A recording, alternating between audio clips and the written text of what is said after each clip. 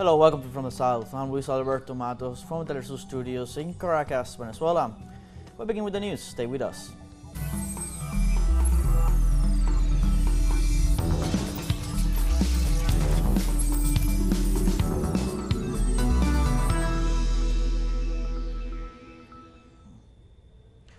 Under the slogan United for the Great Homeland, Honduras welcomes the leaders who will participate in the upcoming 9th Summit of the Community of Latin American and Caribbean States.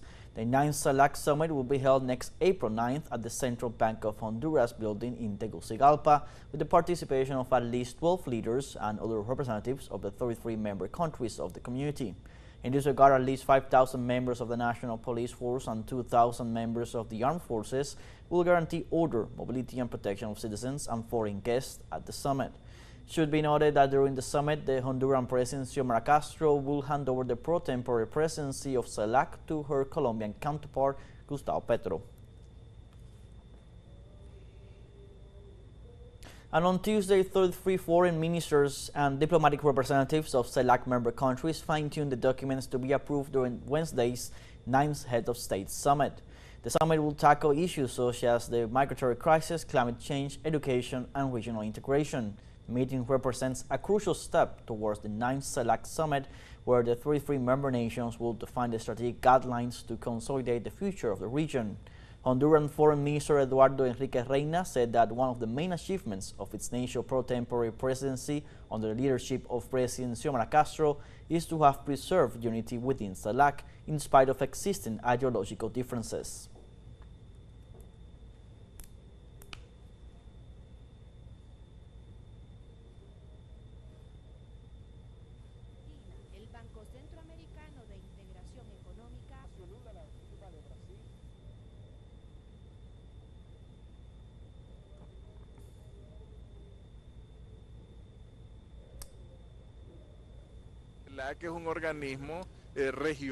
CELAC is a regional organization composed of 33 countries.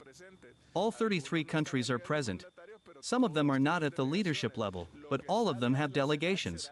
What comes out of CELAC will be the consensus of 33 nations, despite their differences and their different forms of government. This is the great achievement of President Castro, to hand over to President Petro a CELAC that remains in force, that remains united despite the differences.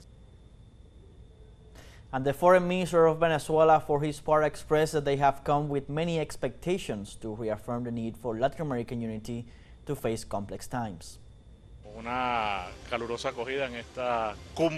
It has been a warm welcome to this CELAC Summit. We want to congratulate President Xiomara Castro, who has had a very intense year in the presidency pro tempore of CELAC, and we come with many expectations to reaffirm the Bolivarian project of the creation of CELAC, to reaffirm the need for Latin American unity to face complex times. Under the leadership of the President in Honduras, it will be a very interesting summit. There will be very good debates, and we come with the Bolivarian strength. And in Brazil, the World Conference Dilemmas of Humanity continues for the second day. Sao Paulo hosts one of the most significant meetings on the progressive spectrum from April 7th to the 10th.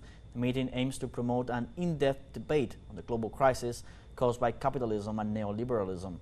The event, which brings together more than 70 intellectuals, political leaders, and activists from different parts of the world, seeks to promote solutions to extreme poverty, social inequalities, and the environmental crisis in a framework of joint cooperation and environmentally friendly.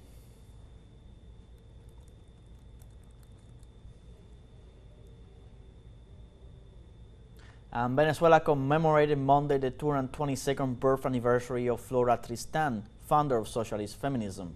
Venezuelan President Nicolás Maduro commemorated the birth anniversary of the leader and highlighted her revolutionary commitment. Flora Tristan was born on April 7, 1803 in Paris and died on November 14, 1844 in Bordeaux. Among her most outstanding works are Pilgrimage of an Outcast, a selection of letters, a compilation of letters of the liberator Simón Bolívar, Trade Union, as well as two other books in favor of divorce.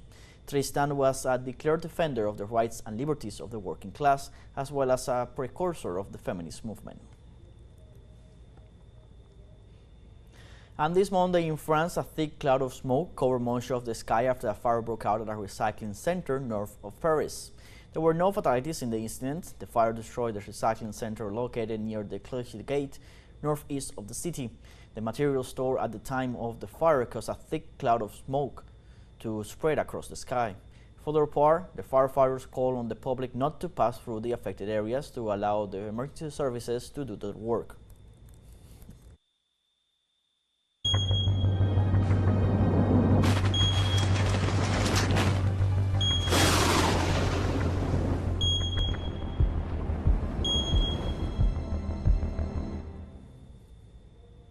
And the government of the Democratic Republic of the Congo has reported that the death toll from torrential rains in Kinshasa over the weekend rose to 33.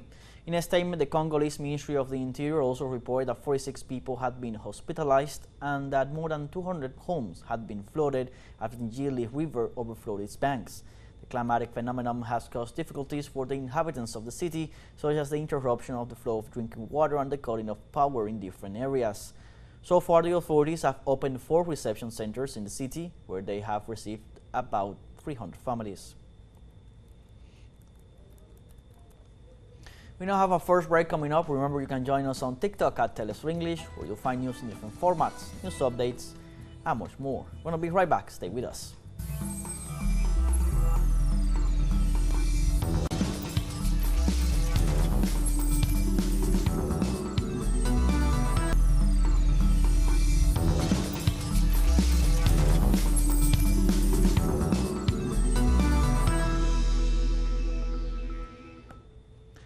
Welcome back. In the Dominican Republic, authorities reported at least 27 people dead and over 130 injured after a nightclub's roof collapsed in Santo Domingo. Local media said hundreds of people were trapped under the rubble, among them the well-known merengue singer Ruby Perez, who was rescued alive from the rubble and taken to hospital. Authorities also reported that Monte Cristi Governor Nelcy Milagro Cruz was among the deceased in the incident. In this regard, the Dominican government expressed its condolences to the victims' families and explained that relief agencies are deployed at the site to provide the necessary assistance and continue the rescue work. And the United States Secretary of Defense Pete Hegseth arrived at the presidential palace in Panama City to meet with President José Raúl Mulino amidst repeated threats by U.S. President Donald Trump to retake the Panama Canal. Hegseth's agenda also includes talks with Panamanian Security Minister Frank Abrego, in addition to a tour of the canal facilities. The military chief's visit has been accompanied by a growing U.S. military presence in the canal, with cargo planes and helicopters stationed at the Panama Pacifico Airport. In this context, organizations of the Pueblo Unido por la Vida Alliance have called for rallies in the capital to reject the visit, qualifying President Mulino as a traitor to the homeland due to his surrenderist policies. And the U.S. Supreme Court allowed the Trump administration on Monday to use an 18th century wartime law to deport Venezuelan migrants, but also ruled that the migrants must get a court hearing before they are taken from the United States. The court's action appears to bar the administration from immediately resuming the flights that last month carried hundreds of migrants to a notorious prison in El Salvador. The flights came soon after President Donald Trump invoked the Alien Enemies Act for the first time since World War II to justify the deportations under a presidential proclamation calling Tren Aragua gang an invading force. The court ruling did not say anything about the flights, which took off without providing the hearing the justices now say is necessary.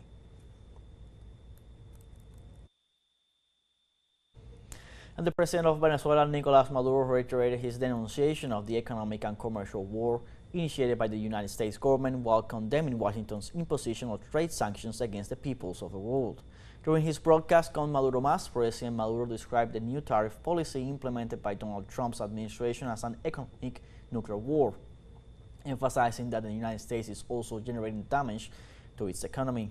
The head of state informed that he will declare this Tuesday a national economic emergency in order to address the disturbances caused by the U.S. measures. The president also condemned the beginning of a media campaign about an escalation of criminality in the country after the return of Venezuelan migrants and the false flag operation coordinated between ExxonMobil executives and Guyanese authorities to simulate an attack against Venezuelan oil installations in the disputed area in view of the proximity of the CELAC Summit. Nosotros decimos que es un error desatar una guerra. We say that it is a mistake to unleash a world economic trade war. We say that it is immoral to do so. As we have said before, that it is an immoral illegality and to harm the countries of the world with economic sanctions to colonize them, as they have tried for 65 years against Cuba, as they have tried and are trying to do against Venezuela, or against Nicaragua, or Russia, or China, or the Democratic Republic of Korea, or against other peoples of the world. It is a mistake.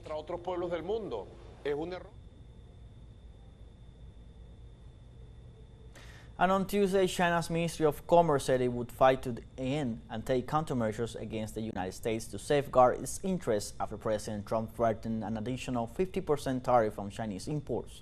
Through a statement read out on CCTV, the Ministry of Commerce said that the United States' imposition of so-called reciprocal tariffs on China is completely groundless and is a typical unilateral bullying practice. The countermeasures China has taken are aimed at safeguarding its sovereignty, security and development interests and maintaining the normal international trade order. Trump's threat Monday of additional tariffs on China raised fresh concerns that his drive to rebalance the global economy could intensify a financially destructive trade war. Stock markets from Tokyo to New York have become more unstable as the tariff war worsens.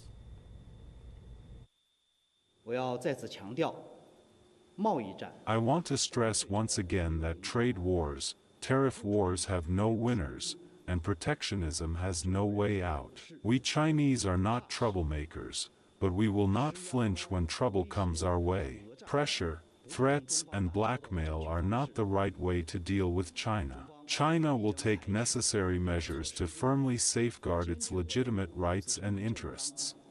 If the U.S. ignores the interests of the two countries and the international community and insists on a tariff war and a trade war, China will fight it to the end. Also in this regard, the Prime Minister of Malaysia, Anwar Ibrahim, said on Tuesday that U.S. tariffs undermine the global order and urged the countries of the Association of Southeast Asian Nations to strengthen trade within the bloc.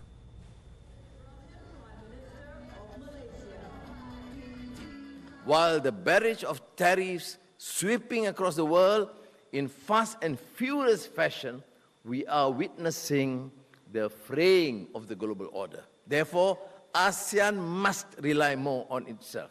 This means strengthening inter-ASEAN trade. We must move beyond rhetoric to execution.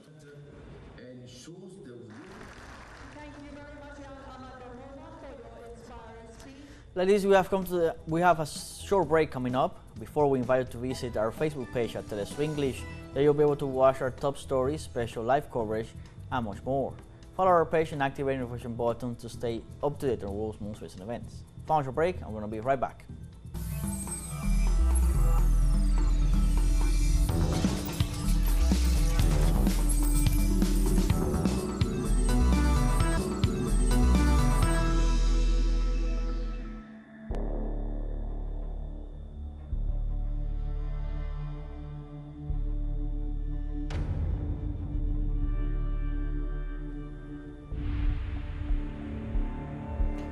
Welcome back. Israeli occupation forces mounted overnight raids against the Gaza Strip. As a result of such genocidal offensives, some 23 Palestinians lost their lives.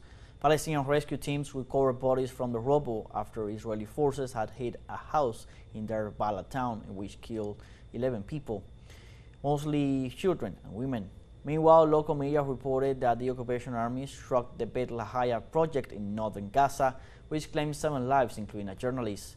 Since the outset of the Israeli campaign in the Palestinian enclave, the Netanyahu administration has slaughtered over 50,752 Palestinians, while around 115,000 have suffered injuries of all kinds. And in Tel Aviv, thousands of people rallied Monday for demanding a deal to release captives as they didn't stand for their government's decision to escalate attacks on the Gaza Strip. Israeli forces tightened up their offensive after Israeli Prime Minister Benjamin Netanyahu met with U.S. President Donald Trump. In this context, picketers criticized the government's management and approach to the crisis. In addition, demonstrators questioned how authorities could sleep at night while Israeli hostages remain in danger. They further expressed that the situation has worsened as a result of the constant bombings on Gaza. Furthermore, protesters urged the Knesset to reach a deal with the Hamas-Palestinian resistance movement to end hostilities and release the 59 Israeli hostages still held in the Gaza Strip.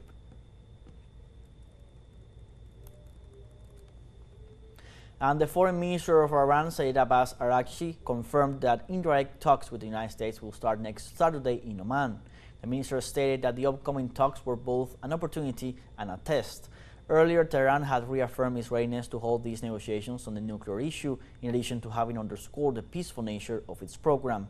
Meanwhile, the U.S. President Donald Trump had informed that there were direct negotiations and that he expected Israel to take part in any deal with Iran. However, the Trump administration has threatened Iran with the likelihood of mounting U.S. military incursions into Iranian territory.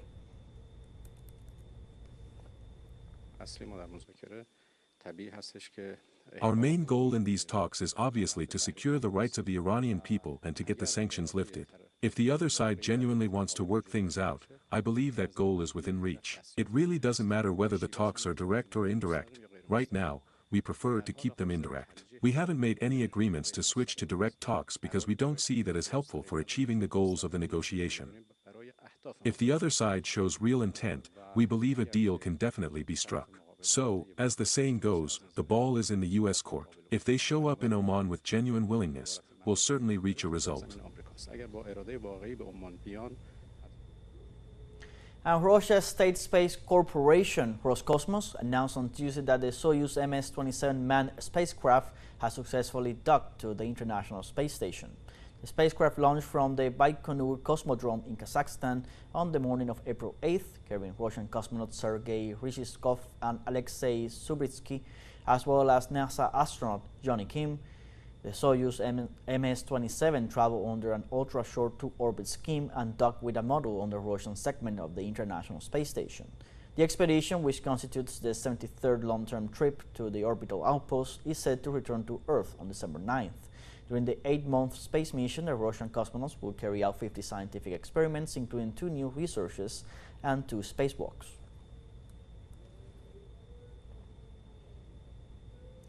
We have come to the end of this news brief. You can find these and many other stories on our website at telesurenglish.net. You can also join us on social media, Facebook, X, Instagram, Telegram, and TikTok.